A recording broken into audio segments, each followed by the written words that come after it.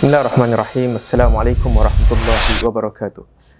Dalam kita menghadapi situasi berada di zaman fitnah ini, yang mana kita semua maklum bahawa akhir zaman adalah satu zaman yang mana kita akan melalui tempoh yang amat sukar. Dan fitnah seperti mana yang disebutkan oleh kebanyakan ulama', di antaranya tokoh bahasa ulama', iaitu Ibnul Arabi, yang menyebutkan bahawa fitnah seperti ujian, cobaan, anak-anak, harta, kekafiran dan juga di antara perselisihan di antara manusia. Ini semua dikategorikan sebagai fitnah. Ia berbeza daripada apa yang kebiasaan masyarakat Melayu faham. Fitnah hanyalah bersoalkan tentang adu domba, membuat-buat ataupun mereka-reka cerita dan sebagainya.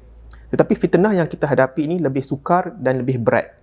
Maka dalam kita menghadapi situasi seperti ini, apakah perlu yang sebagai seorang mukmin dan sebagai seorang yang berpegang teguh kepada agama Islam untuk kita lakukan dan untuk kita melindungi akidah yang kita ada sekarang ini?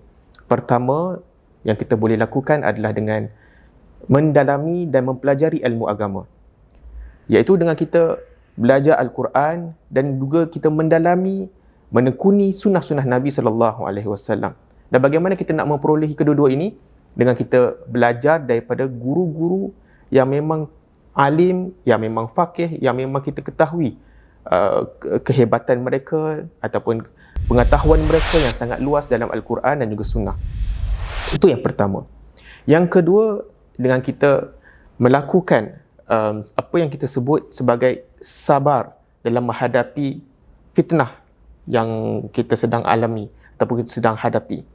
Ini seperti mana yang disebutkan oleh ulama' yang besar seperti Al-Imam Ibnul Qayyim rahimahullahu ta'ala. Dia menyebutkan bahawa tidak ada ubat untuk kita menghadapi fitnah ini melainkan dengan kita bersabar. Jadi, memperkuatkan iman kita dan kita bersabar. Kita lihat ada orang mendapatkan contohnya dengan harta ataupun rezeki daripada jalan yang haram. Maka kita lihat, kita juga boleh buat, tapi kita sabar, menahan diri kita, melawan nafsu untuk kita tidak melakukan sedemikian. Dan yang ketiga adalah dengan kita memperbanyakkan doa. Doa sungguh-sungguh kepada Allah Subhanahu Wa Taala. Dan ini juga seperti mana yang diperintahkan oleh Allah Subhanahu Wa Taala dalam Al-Quran, dalam surah Ali Imran dalam ayat ke-8. Bagaimana Allah merakamkan doa yang kita boleh baca, kita boleh amalkan. Rabbana la tuzigh qulubana ba'da idh hadaitana wa hab lana min ladunka rahmah innaka antal wahhab. Wahai Tuhan kami, janganlah engkau membolak-balikkan, janganlah engkau berpalingkan hati kami ini. Jangan engkau memalingkan apa yang kita sebutkan sebagai iman yang telah Allah Subhanahu Wa Taala berikan kepada kita.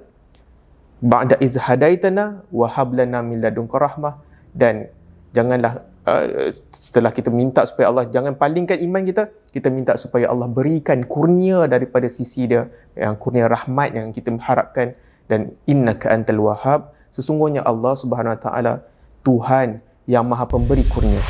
Dan itu yang kita boleh baca ataupun dalam zikir lain yang kita boleh amalkan dalam hadis riwayat Tirmizi, bagaimana Ummu Salamah radhiyallahu anha, isteri Nabi SAW, ketika mana ditanya olehnya, apakah zikir ataupun doa yang paling banyak dibacakan oleh Nabi SAW?